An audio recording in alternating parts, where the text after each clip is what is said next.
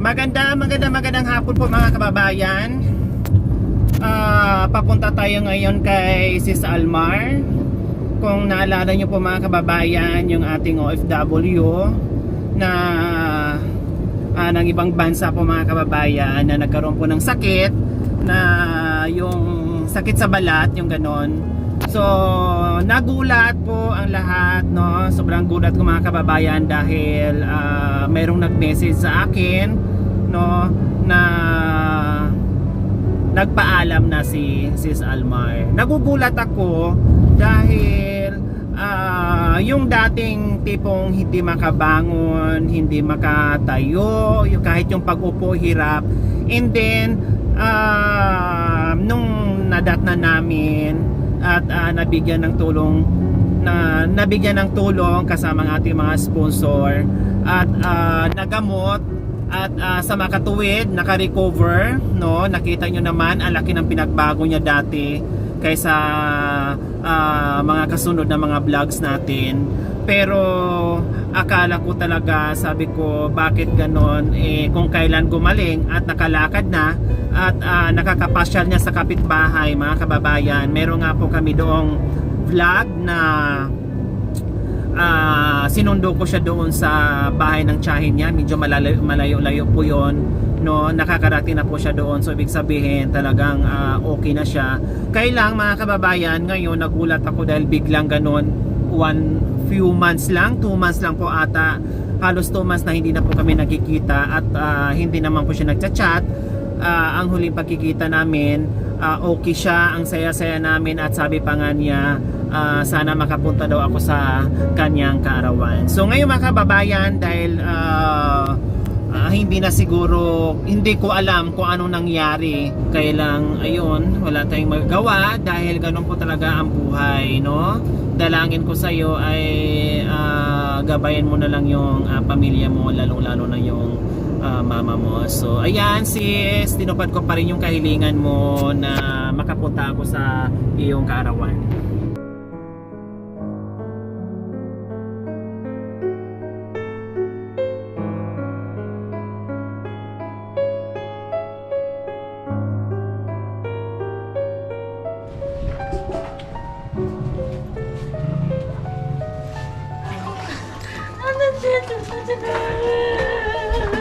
Hinahanap ko, madam.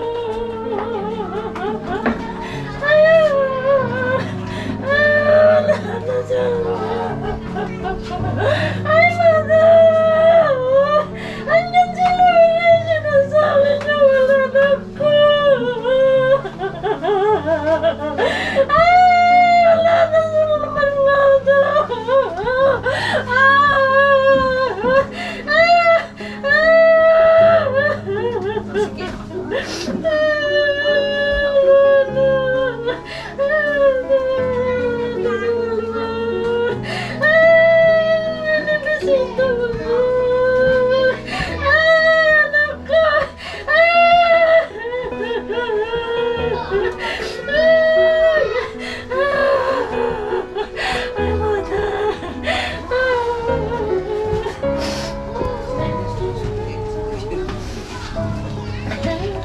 May taong sabi niya, babaan niya sila. Ay, sana ako. Sinasabi ko sa kanya.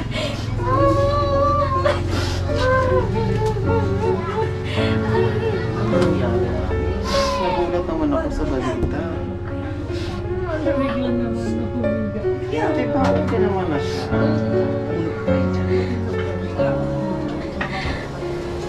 Nung pumunta kami dito last time, wala kayo at sabi niya, nasa bukid daw po kayo.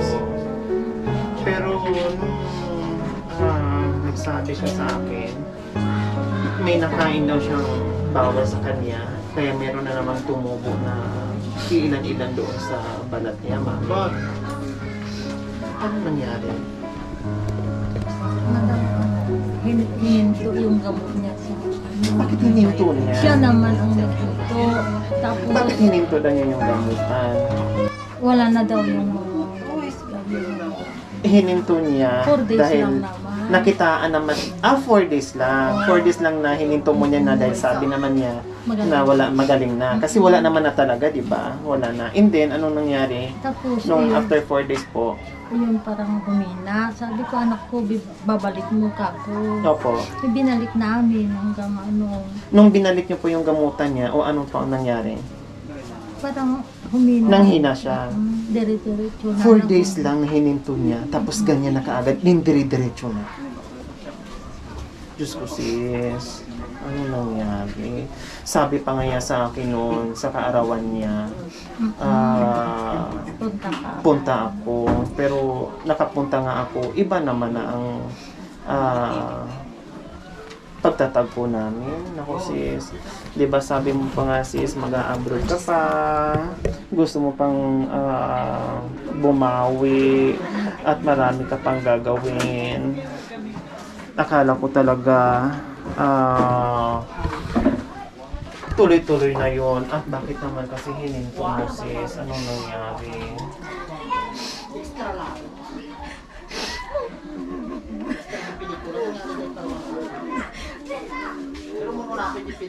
Naku, sis. Parang kailan lang sis, ang saya-saya natin nag-usap dyan, oh. Dali yung humiga. Kailan lang kami huli nagkita? Wala pang 2 buwan. Nung ano, naghinto, parang humina na, humiga na. Tapos nung Hindi niya sinabi sa inyo, mami, binalik ko. hininto niya yung gamutan niya. Hindi siya nagsabi sa inyo. Saka na siya nagsabi sa inyo nung ano na Oo. siya, yung Parang maramdaman na mahina na siguro, mama, ako yung para sa bakit naghinto ka ko? Wala naman ako yun, tinuloy namin. Tinan mo yung mukha niya, malinis na, oh. Malinis na yung ano niya, yung balat niya na nandito kami. Grabe pang tawanan namin dyan, oh. Tapos sabi niya, ay nung humiga na, dire-diretso naman ang ginawa. Pero kumain pa siya noon. Nung nakahiga siya, kumakain pa siya. At kinuntay niya yung gamot niya.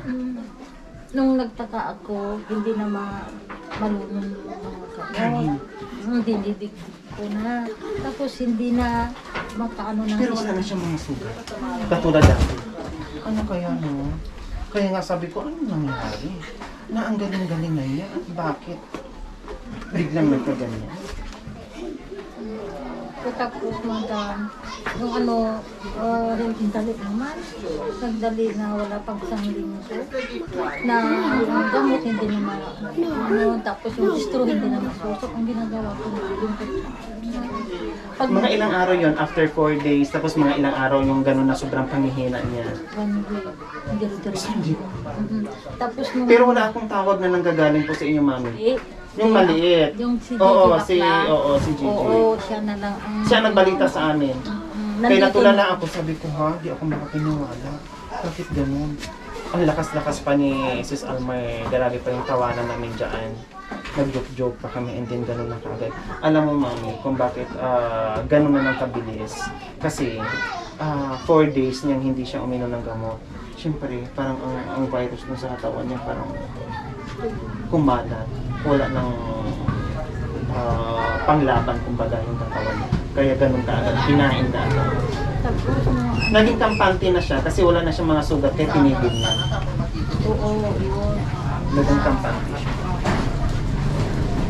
Tapos nung 1 week, hindi na makagalaw. Hindi na talaga makaupo. Binabangon na namin kung pinapamperance ko pa yung paghihiyan ko yung galon na. Tapos hindi na matanggal yung umihi, pero hindi na matanggal na ibaba na yung anak ko. Siguro, ano nila naman sinasabi na mahina ako? Hindi naman sinasabi. Bakit anak ko? Tinitiis na niya. Oo, tapos sabi mo, bakit anak ko? Di, para ako Nataranta. Oo, bakit naman hindi mo na maibaba yung mga di bumila ako ng pampers. Tapos naman, pag umihin naman, kagano na naman, parang ilalabas yung Kasi hindi siya makaano. Hindi siya Ang makaano. tanong nga, binabawalan ko na ano. Tanggalin. O binabantayan Opo. ko na. Tapos Tapos, gano'n. Nagdidimpo na lang. Pag nagpalit ng pampers, palitan ko lahat ng mga bed niya. Pinauwi ko yung anak ng babae. Gano'n. Tapos nung ano nga madam, kumakain na lang. Pero konti-konti. Tatlong kutsara ng lugaw. Sabi pa nga sa akin nung nakasalita ng 3 days before. Mama, bakit lugaw? Opo. Yung lugaw, mahirap ko pang lumutin sa kanya. Ano gusto mo kanin? Kay tubig po, ayaw po niya. Mahirapan po siya. Hindi, ang ganito madam no, pag isang kutsara yung lugaw, pag ginanong ko, inanong naman, gusto mo kumain. Tapos, hindi lulunukin yung pag walang tubig. Bakit naman po? Tapos palagi umiiyak. Jesus po. Bakit nagtaka ako? Palagi umiiyak. Bakit? Oo, no, ano lang, kusang tumutuloy yung luha niya. Sabi ko Anong na- sinabi niya? Wala naman. Basta umiiyak lang siya. Anak ko lagi ko umiiyak. Wala. Sabi lang niya. Baka yung iyak niya yung bang mga nararamdaman niya na hindi niya masabi-sabi sa'yo dahil siguro ayaw na rin niyang ibang problemahin ka pa niya, yung ganon. Siguro iniisip parang sinasarili na lang niya kung ano man yung nararamdaman niya. Ganun kayo. 5 days. Kailang ang bibig ni Sis Almar? Sa Lunes.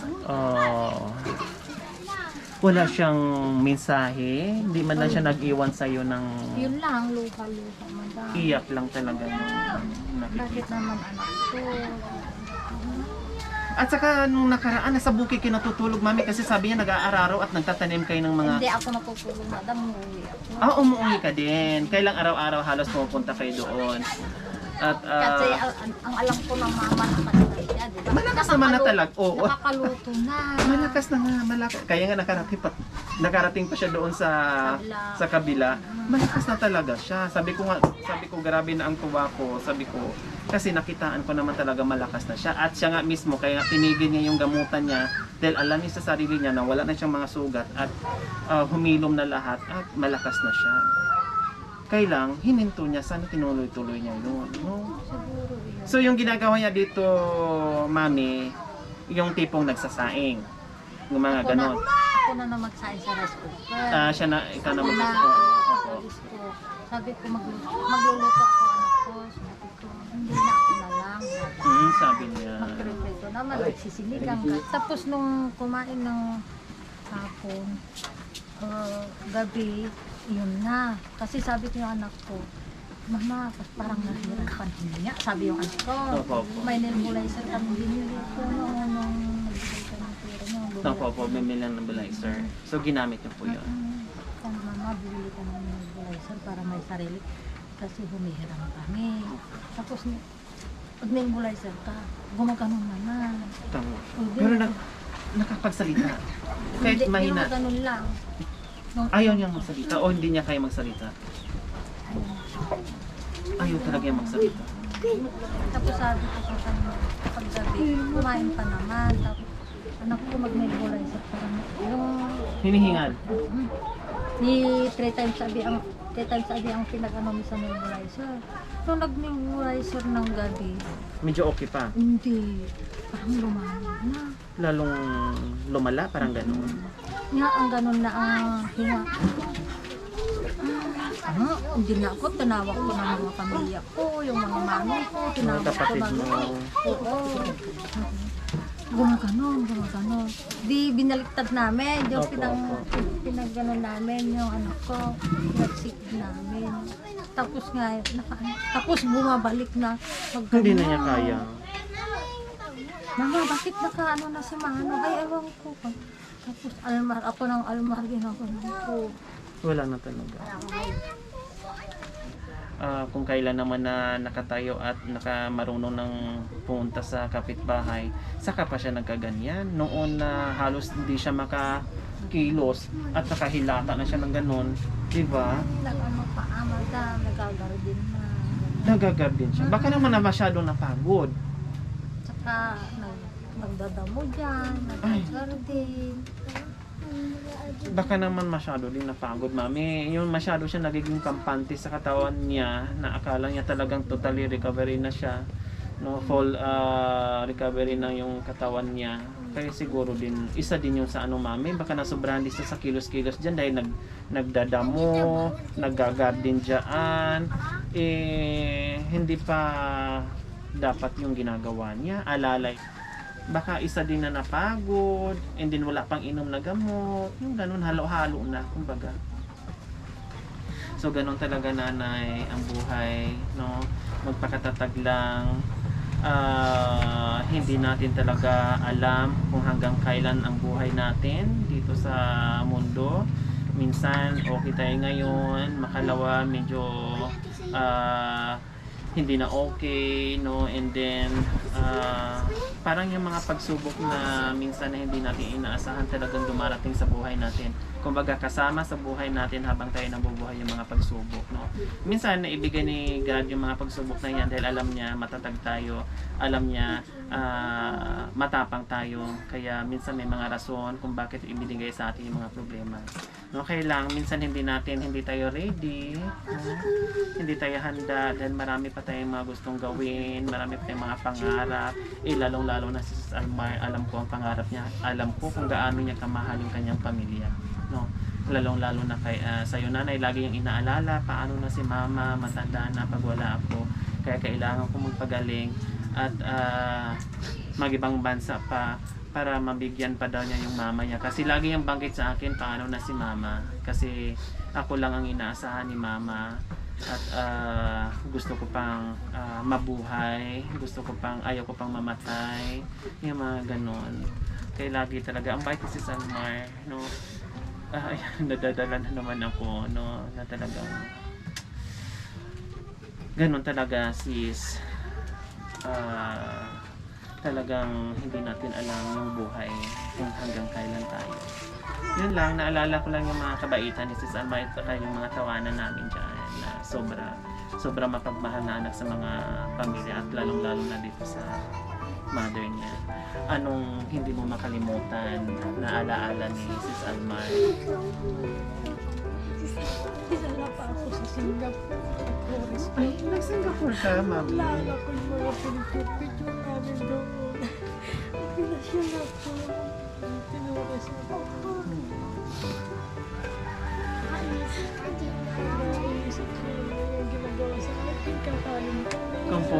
Kumbaga puro lang talaga pagmamahal, yung pinapasaya lagi, yung gano'n ang ginagawa niya, mami, sa